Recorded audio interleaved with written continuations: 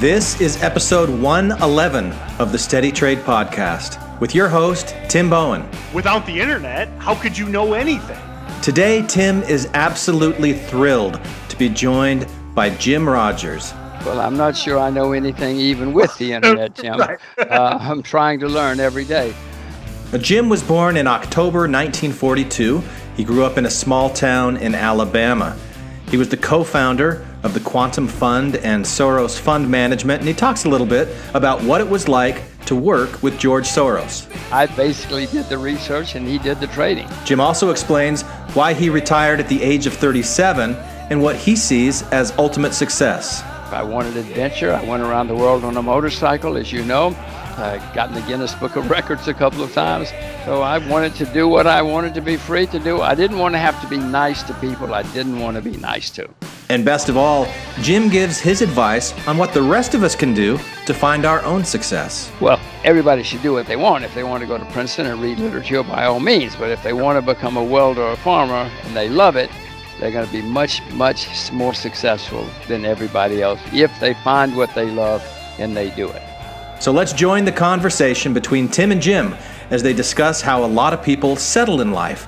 They stay in the same place they were born, they take the same kind of job and live the same kind of life that their parents had, or maybe they go to law school or business school or medical school. But none of those things were really all that interesting to Jim Rogers, were they, Jim? About the only thing I was interested in was what was going on in the world. I was very keen on the world around me and the world I hadn't seen yet, but wanted to see. Oh my gosh, these guys would pay me to know about the world and to predict the future and find ways to invest in what was happening in the world. So I didn't go to law school. I didn't go to business school. I didn't go to medical school. As soon as I could, I went to Wall Street because that was what I love. I didn't know that's what I loved. I didn't know anything about Wall Street. All I knew about Wall Street was that something bad had happened in 1929 and that it was in New York somewhere. I didn't know there was a difference in stocks and bonds, Tim. I thought they were all the same thing back in those days. I now know a little bit more. So, I think, a lot of our listeners are younger. I would say, probably 20s, 30s is our average demographic. So when you talk about learning about the world and following markets, I mean, how did you do that in the 60s and 70s? I mean, I'm sure a lot of people are like, without the internet, how could you know anything? So. Well, I'm not sure I know anything even with the internet, Tim. Right. I'm trying to learn every day. Well, I did read newspapers from 4 or 5 different countries every day. In those days, there was no, NASDAQ was every morning, messengers came around to all the offices with pink sheets, they were called, and it was a big, thick thing like that and they were pink, that's why they were called pink sheets, of brokers and quotes for over-the-counter stocks. No, it was if you wanted to buy or sell something over the counter, you called up the brokers or the market makers and asked them their quotes, and you did that for 3 or 4, and then you found a price and you acted. But as far as the research was concerned, you're exactly right. It was very complicated. As I said, I read newspapers from 5 different countries every day. I was on mailing lists for many companies to find out what was going on. In every brokerage office, there was a ticker tape. You may have heard the expression ticker tape. Sure. That's because there was a ticker tape that spewed out information all day from either Reuters or from Dow Jones, mainly Dow Jones. And, every 5 or 6 minutes, you'd go over and check the tape to see if something happened to one of your stocks. You wouldn't know otherwise, unless you had somebody checking the tape all day long. And it was a lot of traveling around visiting companies, because that was mainly what I did. Now, there are many people who are great traders who never have to go see or know anything about their companies. I once worked for a guy named Roy Neuberger, who started a firm called Neuberger Berman back in 1929. And it was a good year to start a firm. Sure. And he never knew anything about what he was trading. He had about 100 stocks that he knew every tick, IBM, 3M, things like that. And he didn't know or care about the fundamentals of those companies, but he was an astonishing trader. I know other guys like that who could trade every minute, every hour, every week, every month, whatever. They were just phenomenal at it. I was horrible at it. I still am. I'm probably the world's worst trader, single worst market timer, single worst short-term trader in the world. But there's some guys who are phenomenal at it. Whatever interest I had was finding things that were cheap, where there was positive change taking place, and then buying and loading up and trying to own for years. As I said, Roy Newberger was a spectacular short-term trader. I was the worst. I like to own. I'm lazy. I like to own things for years where I didn't have to worry about every tick or every month. Yeah, a lot of our demographic is that kind of that day trader market. So I mean, a lot of people have that same. A lot of our listeners have that kind of, or at least they're aspiring to be that kind of moment or price action trader, where they don't necessarily care what the fundamentals are. If they're, a lot of these same tickers that have a lot of range during the day, that's what they're focused on, and they're not necessarily doing the hardcore fundamental research type stuff. Well, that's like Roy Newberger, and he was phenomenal at it. He lived to be over 100. He went down to Wall Street every day until he was over 100. Oh. So maybe your guys who are good short-term traders are going to live a long, long time. Hey everyone, Tim Bohen here. Really appreciate you listening to the Steady Trade podcast. I have a great time doing it, really giving back, and it's a true passion project of mine. But if you really want to get into the nitty-gritty of trading, in StocksToTrade Pro, it's a mentorship program that I do twice daily webinars every single day of the week. Never miss a day. Market open, market close. And I think it is the best way to really speed up that learning curve. And the best thing about it, and this is something that I'm truly, truly proud about, is we built an amazing community in StocksToTrade Pro. We have a chat room, traders in there all day long, new, intermediate, advanced, young, old. It is an amazing community, and I think by working in these twice daily webinars with the chat room, with the community, with StocksToTrade, it is one of the best ways to become that consistently profitable trader.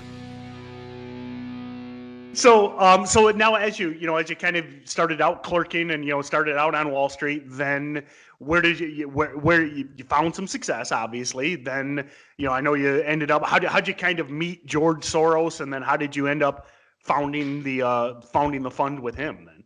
Well, I'd been on Wall Street a year or two, and working for Roy, and Roy and I obviously were two entirely different mindsets. I mean, I loved him, and he said he loved me, but it was clearly not for me anyway, the place that I wanted to be. And I met this guy, Soros, who needed a young man, and I was looking for a job. I didn't need one, and so we hit it off, and the rest is history. Okay. So if you don't mind, again, back to, you give a little bit of history just for the listener, because again, I'm sure pretty much everybody knows George Soros. I mean, it's a bit, when it comes to names in finance, he's about as big as they get. What was the history of your guys' work together then? Well, we worked together, but I mean, Tim, this is over 40 years. It's almost 50 years ago. You might as well ask me about my first wife. I basically did the research and he did the trading. He was a good trader. I was very interested in the trading, and I was very interested in the research, and I would go out and find things in which we could invest, and we did. I literally was on airplanes a lot, traveling around. You had to in those days. There was no internet, no anything. And I traveled around looking for things to invest in, and he invested in them. He was a very good trader. Now you quote unquote retired at 37, but I mean you're still working today, right? I mean you kind of call it retirement, but you're still on a podcast with me. So well, I'm on a podcast for you because Tim, the reason I'm on a podcast is I don't have a job. Most people wouldn't bother because they got to work. They don't have time to spend being interviewed. I don't have a job. I have nothing to do, so I have time to do this. So oddly enough, I retired. I sold my business 6 years ago, and I would have been 39. I'm actually working, a new venture with Stocks to Trade, and we're doing this podcast and some. We produce a trading platform, but I kind of retired at roughly about the same age, and really found the freedom to do whatever I like. And man, I tell you, that's one of the biggest things that I tell the listeners to learn from Jim is pursue something with passion, and you really can then do whatever you want. And I think you kind of did that with traveling the world, right? Well, people often ask me why I retired so young. If I'd stayed working, I'd probably have a lot more money than I do now, although I haven't had to work since. But I did because I wanted my freedom. I wanted to be able to do whatever I wanted to do, and I didn't want to wake up at age 85 one day still on Wall Street. Now, Roy Newberger did it till he was over 100, and he loved it. But that was not what I wanted. I wanted to have more than one life, and so I set out to have more than one life. I wanted adventure. I went around the world on a motorcycle, as you know. I went around the world a second trip around the world in a car. I spent 5 years driving around the world twice. I got in the Guinness Book of Records a couple of times. The Guinness Book of Records doesn't pay the rent, but my parents liked it. So I wanted to do what I wanted to be free to do. I didn't want to have to be nice to people I didn't want to be nice to. Well So said. that's what I set out to do. Now, where did that idea come from? I'm going to drive a motorcycle around the world. I mean, what how does that come to your mind? That's a very, very good question. I can remember early in my life, in my teen, well, I had a scooter, but then I had a motor, and I remember very early thinking, gosh, I loved motorcycles were great fun, and I said it would be fantastic. I wanted to see the world. I very much wanted to see the world, and to my mind, the best way to see the world is on a motorcycle. For those who know about motorcycles, they would probably agree. So I got this crazy bug in my head that someday I was going to get a motorcycle and head off around the world. And who knew? Tim, I look back and I said a lot of things in my life, and I actually did them in the end. And who knew? I should have listened. I now know I should have listened to myself more often. So now I do listen when I say something crazy. I think, well, be careful. You might do it. I like that.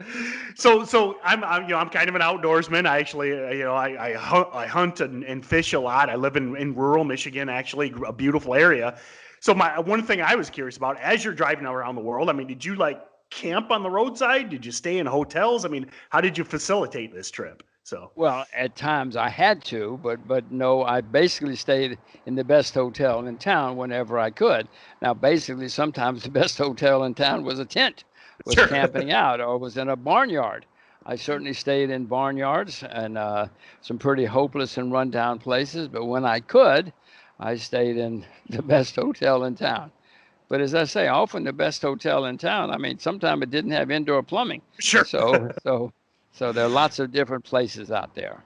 Now I'll kind of move on with my questions, but I had one question. What is like this is again, I greatly respect your sense of adventure. Do you have like the craziest story like from these two trips around the world? I mean, were you ever like held up or robbed, or did you get into like any really sketchy stuff or not? We were held hostage in the Congo once for several days. Once on the car trip, we were stopped by the army. Because we didn't know why, but they were guarding a bridge. They had bombed a bridge, and if we had gone forward, we would have been blown up. Thank goodness they stopped us. No, we had lots of stories like that. Driving around, on the car trip, we went through 15 war zones. The motorcycle trip, we went through several war zones.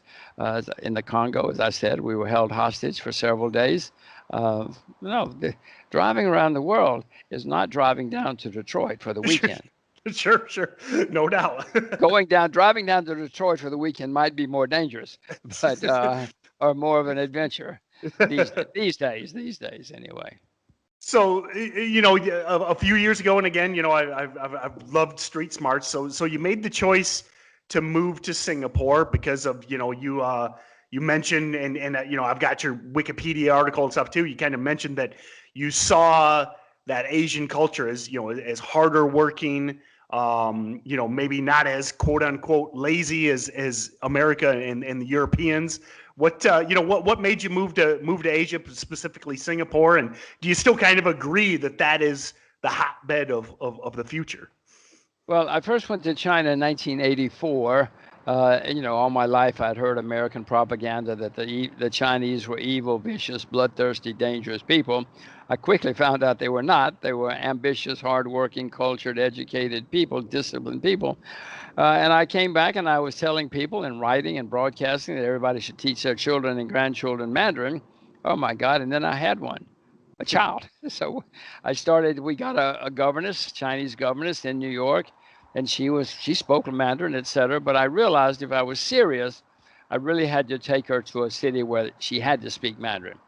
We tried the Chinese cities, they're all polluted and filthy. So we wound up in Singapore. In Singapore, they speak English and they speak Mandarin. So it seemed perfect for me. So we wound up in Singapore so that my daughter would have to speak Mandarin. And then we had another daughter, and she too. So they have to speak Mandarin. And they do. I mean, it's astonishing. Tim, this was beyond my imagination of how successful it's been. The Chinese invite my daughters down to be on Chinese TV because their Mandarin is so good. I never expected that kind of success. Yeah, it's amazing what kids, I've got kids myself. It's amazing what they can just learn by osmosis, even just kind of being around things, and just, my son and my daughter have so many traits that they just pick up from me. And it's like, I never taught them that. They just kind of know how to do it. So. For better or for worse. Yeah, agreed. Yes. Yeah. And sometimes it's bad too. Yeah. So let's get, so that's kind of the background. Let's kind of move on to some current events. What do you think? I know you've been in commodities pretty much your whole life, currencies, etc. The hot topic of the day, what do you think of cryptocurrencies, Bitcoin? I mean, what's kind of your opinion on them? And do you think it's just an elaborate pump and dump, or do you think this is the future? Well, money is going to be on the computer. There's no question about that. Soon we will not have money. Already in China, money has more or less disappeared. I tried to buy an ice cream the other day in Beijing. Poor woman didn't know what I had money. I had Chinese money, but she couldn't take money. She didn't know what to do with me, because everybody's money is on the computer, is on the phone now. Sure. In the end, she gave me the ice cream. She felt so sorry for this poor sap who couldn't pay for his ice cream. I wish I'd been buying a Mercedes or something that she would have given me. But no, money's going to disappear. It's already disappearing in many places. China's certainly ahead of America in this regard. So money's going to be on the computer. However, it's not going to be cryptocurrencies as you just described. They're going to disappear. Many of them have already gone to zero and disappeared, as you know. I guess you know. Sure, many of them have already disappeared. The rest will disappear eventually too. But all money is going to be on the computer. And by the way, I don't like that, but because that gives governments even more control. Someday they're going to call you up and say, Tim, you've been drinking too much coffee this month. Yep. They're going to know everything you do. And they love that. I of course, don't like that. Yeah, and we share similar opinions. I agree that I think that, digital money is the future. And I also agree that it will be something, but I don't think it's not going to be Ethereum. It's not going to be Bitcoin. It's not going to be any of these current iterations. I think these are like the beta test in essence, and then it'll be something else. Yeah. So, well, I mean, I make plenty of mistakes, Tim. So you want to ask me about my first wife? Oh my God, what a mistake that was. So I've made plenty of mistakes in my life, but in my view, it's not going to be any of these things that are now known as cryptocurrencies. So let's kind of move into some questions I had for like specifically our listeners. Now, and you touched on this kind of in the beginning, but what is your opinion? I know a lot of times day trading specifically, a lot of people will put it down or say it's just gambling, etc. But what is your opinion of day trading? Do you think it can be done successfully, or etc. So Yeah, no, if you're good at it, for God's sakes, do it. thank Don't you. listen to me. Don't listen to people like me who are no good at it. By all means, I told you, Roy Newberger, he was over 100 years old. He was still down there trade. He told me the story. In the 20s, everybody was making a lot of money. He was in retail. All of his friends were on Wall Street making fortunes. So he left the retail, went to Wall Street, 1929. And, by 1931, he lost everything, Right. as did most other people. But he said, and then I realized that this is just like shoes. You buy them and you sell them. You buy them and you sell them. You buy them when they marked up, you sell them. And so he became a trader because that's how he could make money, especially in the 30s. And he became what would now be called a day trader, I guess. Right. Became phenomenal at it, lived to be over 100 years old. His firm was one of the great firms on Wall Street, Newberger and Berman it was called. They were the first. I mean, they set up or serviced the first hedge fund. A.W. Jones used to use Newberger and Berman as their prime broker because they knew more than anybody else about trading and short-term trading. So no, if you're good at it, for goodness sakes, do it. Mike Steinhardt, I mean, Mike must be 78 or 80 by now. He's phenomenal at it. I'm horrible at it. and again, we share the same opinion there. I think it can be successful. It can be done successfully. I've done it for years. If you've got that, if you're wired that way, and some people aren't, and I think we totally agree in that aspect. So next I'd like to, and this is actually, a lot of this was in Street Smarts, as well as, there's a quote in your Wikipedia article about farming. So again, I mentioned one of the things I love about retired. I live in rural Michigan, middle of nowhere, beautiful. My nearest neighbor is a mile down the road, and it's a rental house that I own. So I actually love being in the middle of nowhere. But that being said, I know a ton of big farmers, and I'm a big believer in the future of agriculture, and especially agriculture technology. And you talk in this quote, the farmers are going to be driving Lamborghinis, and you mentioned that, you should start Forbes farming. Are you still that bullish on agriculture? Well, agriculture has been a disaster for 35 years or so. The average age of farmers in America is now 58 years old. Yep. And all my farmer buddies are old. Yep. So. Yep, I know they are, and their kids have moved to Detroit or New York or something. In Japan, the average age is 66. In Canada, it's the oldest in recorded history. Australia, it's 58. The highest rate of suicide in the UK is in agriculture. Millions of Indian farmers commit suicide. More people in America study public relations than study agriculture. So what more you need to know? There's not going to be any competition soon. If you can drive a tractor or even control a tractor, it'll be a driverless tractor soon. No, there's going to be a huge future. Throughout history, we've had long periods when the agricultural types were kings of the world, and we've had long periods when financial types were the kings of the world. Well, financial types have had their few decades. Now it's time for agriculture and that sort of thing again.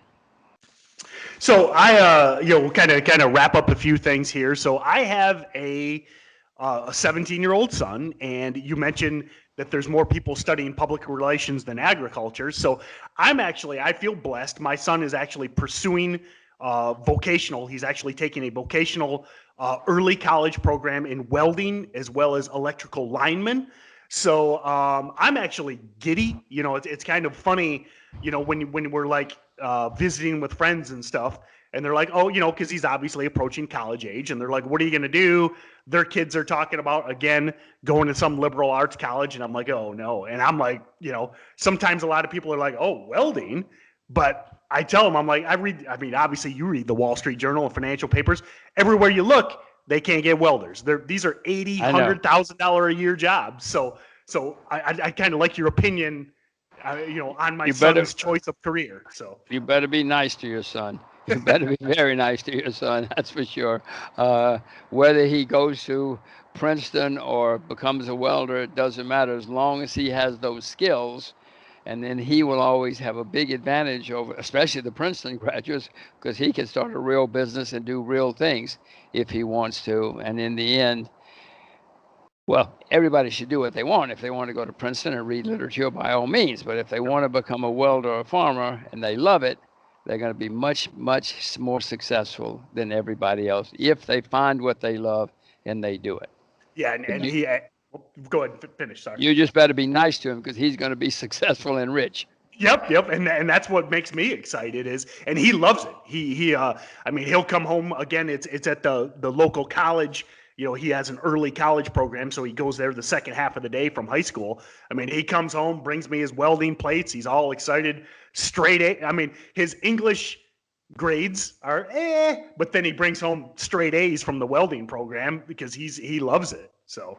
Well, Tim, by all means, encourage him. I don't know him, and I don't know what to tell you, but it sounds to me like he's found when I was that age, I had no clue. I told you, until I was 21, I didn't have any clue. And many people, Tim, never find out their passions, and if they do, they're afraid to pursue it. They're afraid to run with their passions. Sounds like he's a lucky kid. Yeah, and I was right there with you. You know, I graduated high school, and it was like, what do I do now? And they're like, well, go to college. And I'm like, for what? You know, so I ultimately, I ended up starting a business at 22. And then we built that business up over 15 years, and that's what I retired from. But that was strictly bootstrapped. It had nothing to do with college. I found my passion. We actually started an internet provider back in the early 90s, and my passion was building up businesses at that point. So, but yeah, college wasn't it for me either. So, well, right now there's a glut of college people in America, in the world, well, especially in America. So. Not everybody should go to college. We now know, we all grew up being told everybody should go to college, but I anyway now know it's not necessarily best for everybody. In fact, sometimes it's destructive for people. Yeah, I agree. You know, especially right now with the escalating costs and the whole loan thing. It's like you start out, you graduate and you're behind the 8 ball on day one. So. I told you right now, but those kids that use Princeton again as an example, you come out of Princeton, it's going to cost you $300,000 or $400,000, and I'm not sure it's a wonderful school, and I have wonderful friends from Princeton, but $300,000 or $400,000, so you can say you went to Princeton is complicated or problematical, if you ask me. So we'll kind of wrap up here with the last question I've got for you. This is something, again, I'm kind of asking on the behalf of my son, because he's kind of going to be out in the world, and also a lot of our listeners are younger. Again, we skew to a younger demographic, but what would a 20-year-old Jim Rogers, if you could have that time machine and go back to a 20-year-old Jim Rogers, what would you do today? Would you go into finance again, or would you go into agriculture, or what would you do? I would not go into agriculture. I'd fail at it, Jim. I'd be a terrible failure at agriculture. I'd go to finance because that's what I loved and knew that I loved, and I would certainly do that. Now, I just got through telling you there are fantastic opportunities in agriculture. I wouldn't go into agriculture because I'd fail, because I don't love it. I'm not passionate. I would go into Wall Street, even though the financial world has a bad 2 or 3 decades ahead of it, but I would still go because that's what I love. But what I really would have changed, I would have learned. Well, I guess I would have gone to China and learned Chinese if I look back now and known then what I know now. But I would certainly make sure that everybody learn a second language, preferably Chinese or Spanish or something. My kids both speak. I told you I moved here so my kids would know Chinese, because the 21st century is going to be the century of China and the century of Asia, whether we like it or not. And a lot of people don't like it. So I would make sure, if I could go back to when I was 21, 22, I would go to Asia, speak Mandarin, and go into the financial community in Asia. And then I'd really be rich. I would have had a lot of fun, and I would have had an enormous success.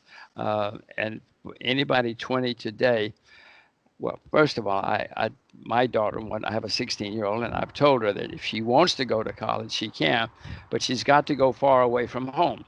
The most important thing for me about going to college was I learned a lot because I was far away from home, and these people thought differently. I mean, everything they did was different from what I had grown up, and that was the most important part of going to college for me. So I've told both of them, if you want to go to college, or whatever you want to do, you got to go far away to do it because that's going to teach you an enormous amount. So I would tell your 17-year-old son, go far away. If you want to be a welder, go far away to study welding, but try to learn another language at the same time. Yeah, it's funny because I told him and my daughter. My daughter has aspirations of going to college. And I told her, and she was talking about like Michigan State University, which is great school, but it's 45 minutes away. I'm like, no, I want you to go to California. I want you thousands of miles away. So I share the same opinion. You're exactly right. She should go far away. In the U.S. is fine, but at least far, Texas, Florida, New England, anywhere, but not Michigan State. It's a wonderful place. I have a niece who went to Michigan State, but no. It should be far away from home. So we've talked about passion and and money. Obviously, everybody cares about money, but what is success to you? I mean, is it money, or is it pursuing your passion, or kind of how do you define success? So, well, Tim, for me, all I wanted was to buy my freedom. That was my idea of success. I didn't want cars or horses or houses or girlfriends or boyfriends. I just wanted to buy my freedom so I could do what I wanted to. That was all I wanted. I don't even have a watch. I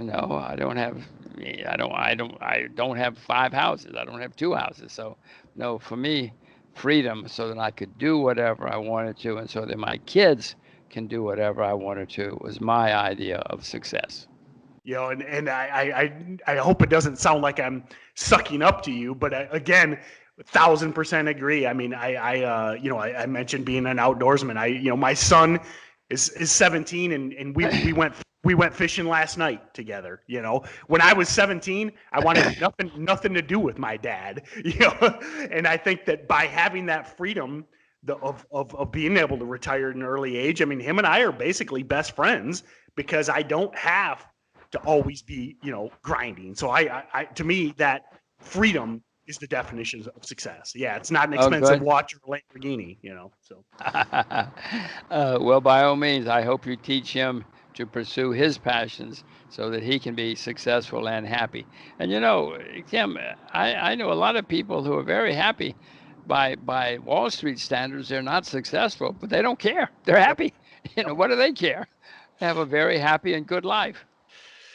So last question I have, and this is self-serving, but I'm a huge reader. I would say probably my main hobby is reading, and I've had big aspirations of writing, and I've stalled at writing a book for about going on 10 years now. Start and stop. So, you've wrote 5 or 6 books. What I'm begging for some advice. How do you sit down and make that book happen? So I want to say, damn it, Jim Rogers told me to finish this book. So. Well, I'm going to tell you, I only met you today, so it's hard for me to give you too much advice, but I will tell you, I have noticed that you're good at talking and broadcasting, and that comes easy for you, and you're good at telling stories. What you might consider doing is sitting and telling this, recording it. Just get out a microphone or a recorder and tell the story. Tell all the stories you want to tell, record them, have somebody transcribe them, and then you edit, because maybe you're better at telling the story than you are at writing the story. And again, I don't know, but I've noticed and observed. So maybe you just get a tape recorder, and maybe you get somebody with you who can ask you, if you said, oh, and the sky was blue, and they say, wait a minute, what do you mean the sky was blue? So that they can, draw out other points of whatever you're talking about. That might help as well. Or certainly after you've transcribed it, have somebody read it, and they'll say, well, wait a minute, Jim, what does this mean here? The sky was blue. So it will just help you. And you yourself, when you read it, would say, gosh, I better clarify that some more. So it might be a way to pursue it, since you tell me you sat down and tried to do it for 10 years. Maybe the block is you don't want to write it, you want to tell the story. You're obviously broadcasting, so you must want to tell the story or draw out the story. So maybe that's the answer to your question. Well, thanks a lot. That's a great tip. I think I'll start that. I definitely have the gift of gab. It's not hard for me to talk. Right. That's for sure. So then tell the story. Just get out, or get somebody with you and tell them the story, and let them ask questions if they need to, or just tell the story. Tell it into a microphone, and then have somebody transcribe it. Well, Jim, this has been great. I really appreciate it. And, again, nothing but respect. I love, street smarts. Stop. Anyway, that being said, I really appreciate you coming on our little podcast and spending the time with us. And I would love to catch up with you again in the future. And thanks a lot. So let me know. You have my email. Let me know. We'll do it again. Okay. Thanks, Jim. Okay. Thanks a lot. Very good. Bye-bye. Thank you. Right. Bye-bye. This is Sonia Mae from Albany, Georgia, and I like to travel the world while listening to Stephen and Tim on the Steady Trade podcast. You can register to win real actual prizes at their website, SteadyTrade.com. If you really like what you hear, give the podcast a 5-star rating and write a glowing review on iTunes. I did. And this is how we say goodbye in Orlando. Goodbye.